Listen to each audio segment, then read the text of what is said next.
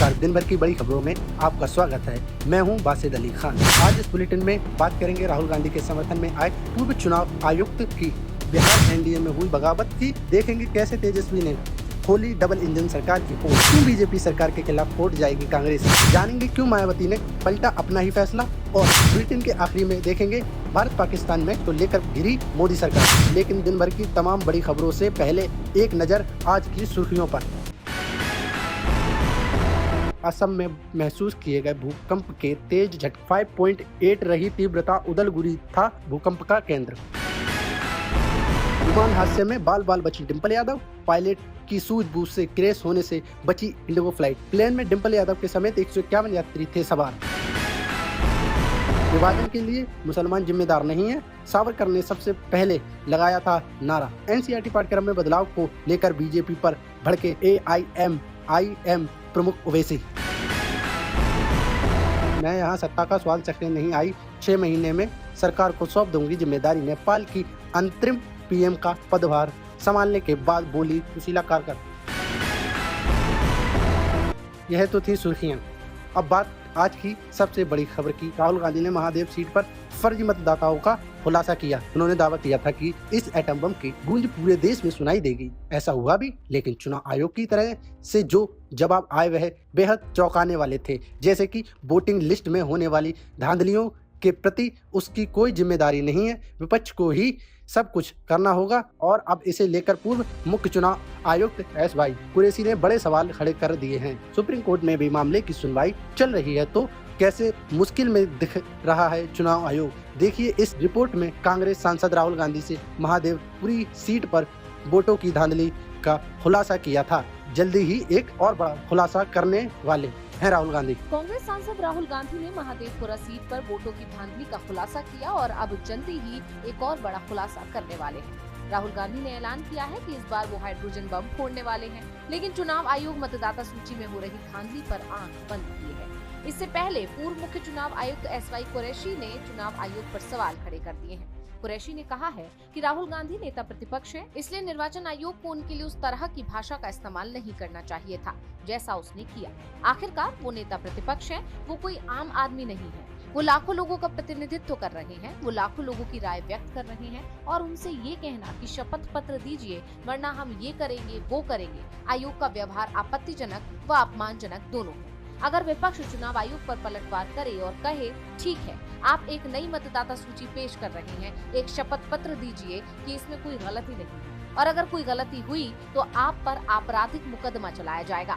क्या आप ऐसी स्थिति के बारे में सोच सकते हैं? तो कुरैशी ने कहा कि आयोग को आरोपों की जांच का आदेश देना चाहिए था। उन्होंने कहा कि अब विपक्ष को बार बार सुप्रीम कोर्ट जाना पड़ता है, कोर्ट में कहना पड़ रहा है कि उन्हें चुनाव आयोग मुलाकात का समय नहीं दे रहा है, उनकी बात सुनी ही नहीं जा रही है। जबकि पहले विपक्ष के लिए चुनाव आयोग के दरवाजे हमेशा खुले रहते थे। कुरैशी ने जो कहा वो चिंता की बात है, क्योंकि चुनाव आयोग विपक्ष को तो छोड़िए सुप्रीम कोर्ट की भी सुनने को तैयार नहीं है। सुप्रीम कोर्ट में चुनाव आयोग ने एक हलफनामा दायर किया है जिसमें कहा है कि कोर्ट उसे SIR कराने का आदेश नहीं दे सकता।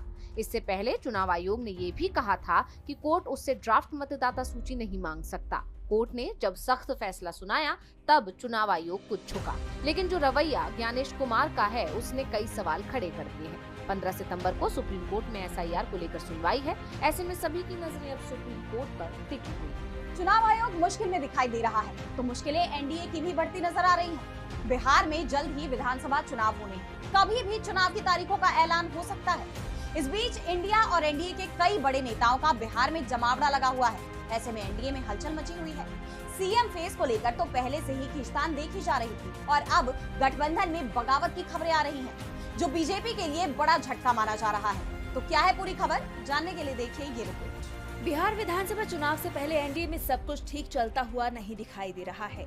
बीजेपी के सहयोगी लगातार उसे अपने तेवर दिखाने में लगे हैं, जिससे एनडीए के अंदर तनाव साफ दिखाई दे रहा है। हिंदुस्तानी आवाम मोर्चा के प्रमुख और केंद्रीय मंत्री जीतन राम मांझी ने एनडीए को खुलेआम चेतावनी दे दी है। उन्होंने कहा है कि हमारी पार्टी का लक्ष्य 2025 के चुनाव में राज्य मान्यता प्राप्त दल बनना है, जिसके लिए 8 सीटें जीतना या कुल वोट का 6% हासिल करना जरूरी है। इसलिए हमें 15 से 20 सीटें दी जाएं, तभी ये लक्ष्य पूरा होगा, नहीं तो हम अकेले 100 सीटों पर चुनाव लड़ेंगे। मांझी के तेवरों से राज्य में एनडीए को बड़ा झटका लगा है। वो भी ऐसे वक्त में जब सीट बंटवारे को लेकर चिराग पासवान और नीतीश जैसे दावेदार पहले से मौजूद है। इस बीच बिहार में बीजेपी की कोर कमेटी की बैठक में पार्टी अध्यक्ष जेपी नड्डा का मुख्यमंत्री नीतीश कुमार से बिना मिले दिल्ली लौट जाना भी सियासी गलियारों में कई सवाल खड़े कर गया है। हालांकि इसका कारण नीतीश कुमार की खराब सेहत को बताया गया, लेकिन राजनीतिक गलियारों में ये चर्चा आम है कि नीतीश अगर बीमार हो जाएं या लंबे वक्त तक चुप्पी साध ले तो समझ लेना चाहिए कि नीतीश कोई बड़ा फैसला ले सकते हैं। इन तमाम घटनाओं से साफ है कि इस बार बिहार चुनाव एनडीए के लिए आसान नहीं होने वाला और सीट बंटवारे का मसला सुलझाने के लिए बीजेपी को अपने सहयोगियों को साधने में भारी मशक्कत करनी पड़ सकती है। बिहार एनडीए में टकराव खुलकर सामने आ गया है तो आरजेडी नेता तेजस्वी यादव ने भी बिहार की डबल इंजन सरकार की पोल खोल दी है। तेजस्वी अचानक जीएमसीएच अस्पताल पहुंच गए, जहां उन्होंने खुद एक न्यूज रिपोर्टर की तरह अस्पताल की अव्यवस्थाओं को उजागर किया, तो साथ ही पीएम मोदी को अपने बिहार दौरे के वक्त इस अस्पताल का दौरा करने की भी अपील की। तो क्या कुछ बताया तेजस्वी ने, जानेंगे इस रिपोर्ट में। आरजेडी नेता तेजस्वी यादव ने पूर्णिया के जीएमसीएच यानी government medical college and hospital का देर रात अचानक औचक निरीक्षण कर बिहार की स्वास्थ्य व्यवस्था की पोल खोल दी है। इस औचक दौरे में सामने आई बदहाली ने 20 सालों से सत्ता में काबिज एनडीए सरकार पर कई सवाल खड़े कर दिए हैं। निरीक्षण के बाद तेजस्वी यादव ने एक एक्स पोस्ट के जरिए इस अस्पताल की दुर्दशा का ब्यौरा साझा किया। उन्होंने बताया कि ये एक मेडिकल कॉलेज है, लेकिन यहाँ आईसीयू और ट्रॉमा सेंटर ही चालू नहीं है और साथ ही साथ हृदय रोग विभाग भी नहीं है। इसके अलावा एक बेड पर 3-3 मरीज लेटे हैं और मरीजों की बेडशीट 15-20 दिनों तक बदली ही नहीं जाती है। पूरा धुलाया नहीं है कितना दिन से? अच्छा बताइए, इलाज करा रहे हैं कि इन्फेक्शन पाइएगा? इतना पैसा खर्च होता है, इलाज जो है नाम का कुछ नहीं, बस केवल जो है प्रचार ही हो रहा है और कुछ नहीं हो रहा। तेजस्वी यादव ने डॉक्टरों और नर्सों के खाली पदों पर भी चिंता जताई। उन्होंने बताया कि स्वीकृत 255 नर्सों में से केवल 55 ही कार्यरत हैं और 80% चिकित्सकों के पद खाली हैं। उन्होंने आरोप लगाया कि एनडीए सरकार के भ्रष्ट मंत्री और अधिकारी भ्रष्टाचार में कमीशन खाने के लिए हजारों करोड़ रुपए खर्च कर केवल बिल्डिंग बनाते हैं, लेकिन डॉक्टर्स, स्वास्थ्य कर्मी, लैब टेक्नीशियन, ड्रेसर, असिस्टेंट इत्यादि की नियुक्ति नहीं करते। कमीशन के लिए हजारों करोड़ के स्वास्थ्य उपकरण खरीदते हैं, लेकिन उन्हें चलाने के लिए टेक्नीशियन की बहाली नहीं करते। इसके साथ ही तेजस्वी यादव ने निरीक्षण के बाद कहा, दुख होता है देख करके कि नरेंद्र मोदी जी 11 साल प्रधानमंत्री, नड्डा जी आज बिहार में आए, हेल्थ मिनिस्टर रह चुके हैं, 20 साल से नीतीश कुमार जी मुख्यमंत्री, एनडीए की सरकार, और ये बिल्डिंग किस काम का है? ना डॉक्टर है, ना प्रोफेसर है, ना टेक्नीशियंस है, ना नर्सेज हैं, ना दवाइयाँ हैं। यहाँ आईसीयू नहीं है, यहाँ ट्रॉमा सेंटर नहीं है। आप समझ जाइए, कोई मेडिकल कॉलेज में आईसीयू और ट्रॉमा सेंटर ना हो तो क्या स्थिति जो है बनी हुई है। इसके साथ ही तेजस्वी ने सीधे प्रधानमंत्री नरेंद्र मोदी को भी निशाने पर लिया, जो हाल ही में पूर्णिया आने वाले हैं।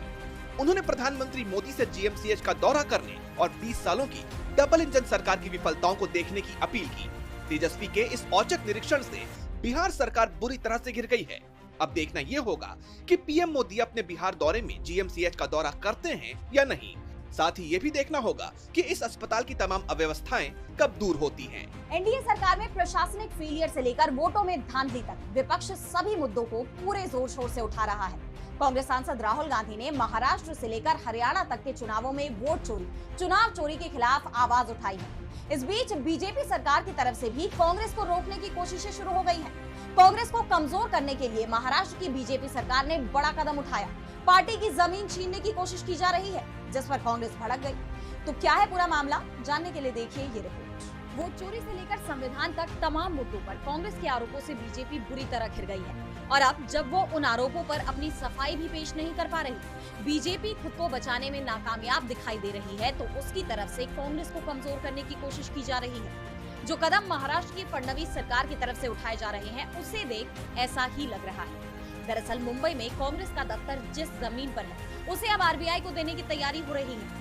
मुंबई मेट्रो रेल कॉर्पोरेशन यानी MMRCL ने नरीमन पॉइंट में कांग्रेस दफ्तर की 4.2 एकड़ की जमीन 3,472 करोड़ रुपए में आरबीआई को सौंपने की डील साइन की है, जिसका कांग्रेस ने कड़ा विरोध किया। इस डील के खिलाफ पार्टी ने कोर्ट जाने की भी चेतावनी दी है। कांग्रेस ने कहा कि ये डील मनमानी और अहंकारपूर्ण है। इसे तुरंत रद्द किया जाना चाहिए। हम इस जमीन के स्टेक होल्डर हैं और अगर सौदा रद्द नहीं हुआ तो हम अदालत का दरवाजा भी खटखटाएंगे।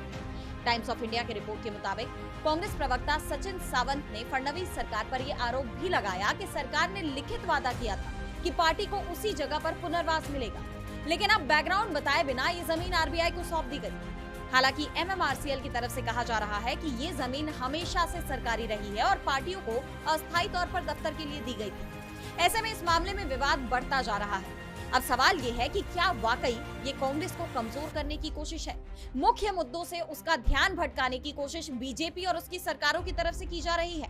अब इस मामले में कांग्रेस क्या कदम उठाती है, ये देखना होगा। बीजेपी सरकार के फैसले के खिलाफ कांग्रेस ने कोर्ट जाने की धमकी दी है, तो संकट मायावती की पार्टी बीएसपी के अस्तित्व पर भी मंडरा रहा है। लोकसभा चुनाव के बाद से ही पार्टी कमजोर पड़ती दिखाई दे रही है। उत्तर प्रदेश विधानसभा चुनाव से पहले मायावती अब पार्टी को मजबूत करने में जुट गई है और उन्होंने अब अपने ही फैसले को पलट दिया, जिसके बाद उनके इस कदम की हर तरफ चर्चा शुरू हो गई। तो क्यों पलटा मायावती ने अपना फैसला, जानने के लिए देखिए ये रिपोर्ट। एक वक्त उत्तर प्रदेश की सत्ता में काबिज रही बसपा के अस्तित्व पर अब संकट गहरा गया है। बसपा प्रमुख मायावती अपनी पार्टी को मजबूत करने के लिए एक के बाद एक फैसले ले रही हैं। पार्टी के नेताओं पर एक्शन ले रही है, लेकिन बाद में अपने ही फैसलों को वो पलट दे रही है। और अब उन्होंने एक और बड़ा फैसला किया है। मायावती ने अपने समधी और आकाश आनंद के ससुर अशोक सिद्धार्थ को केंद्रीय कोऑर्डिनेटर बनाकर 4 राज्यों का जिम्मा सौंपा है। कुछ वक्त पहले मायावती ने अशोक सिद्धार्थ को पार्टी विरोधी गतिविधियों के आरोप में निष्कासित कर दिया था। उनके इस फैसले ने सबको चौंका दिया, लेकिन हाल ही में अशोक सिद्धार्थ ने मायावती से माफी मांगी, जिसके बाद उन्हें पार्टी में अब वापस ले लिया गया और अब उन्हें बड़ी जिम्मेदारी भी सौंप दी गई। अशोक सिद्धार्थ को छत्तीसगढ़, हिमाचल, जम्मू कश्मीर और गुजरात में पार्टी को मजबूत करने की जिम्मेदारी दी गई है। उत्तर प्रदेश में 2027 में विधानसभा चुनाव होने हैं और उससे पहले मायावती पार्टी को मजबूत कर अपनी खोई हुई जमीन वापस पाना चाहती है, जिसके लिए लगातार वो पार्टी की मजबूती पर ध्यान दे रही है और साथ ही कई बड़े फैसले भी ले रही है। अशोक सिद्धार्थ को नई जिम्मेदारी देने के बाद अब देखना ये होगा कि मायावती पार्टी का अस्तित्व बचाने के लिए और क्या बड़े फैसले लेंगी। सवाल ये भी है कि क्या चुनाव से पहले बसपा मजबूत हो पाएगी। मायावती अपनी पार्टी के अस्तित्व को बचाने की कोशिशों में जुट गई है, तो बचाव करते गडकरी भी दिखाई दिए खुद पर लगे आरोपों को लेकर। इथेनॉल विवाद को लेकर केंद्रीय मंत्री नितिन गडकरी बुरी तरह फंसते नजर आ रहे हैं। पहले तक तो वो इसे अपने खिलाफ साजिश करार दे रहे थे और सभी आरोपों से इनकार कर रहे थे, लेकिन अब अचानक उनके रुख में भी बदलाव आ गया है और इस मामले में वो सफाई देते नजर आए। तो क्यों गडकरी को देनी पड़ी सफाई, क्या है पूरा मामला, जानने के लिए देखिए ये रिपोर्ट। इथेनॉल मामले में विवाद बढ़ता जा रहा है और जैसे जैसे ये विवाद बढ़ रहा है, केंद्रीय मंत्री नितिन गडकरी की मुश्किलें भी बढ़ती नजर आ रही हैं। हालात ये है कि अब उन्हें सफाई देनी पड़ रही है। गडकरी ने कहा कि आपको लगता है कि मैं ये सब पैसे के लिए कर रहा हूँ।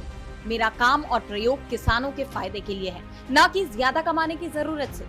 मैं ईमानदारी से कमाना जानता हूँ, मैं कोई दलाल नहीं हूँ और ना ही ये सब पैसों के लिए कर रहा हूँ। मेरा दिमाग हर महीने 200 करोड़ रुपए कमाता है। नागपुर में एक कार्यक्रम में बोलते हुए उन्होंने इथेनॉल के जरिए अपने बेटे को फायदा पहुंचाने के आरोपों पर बात की।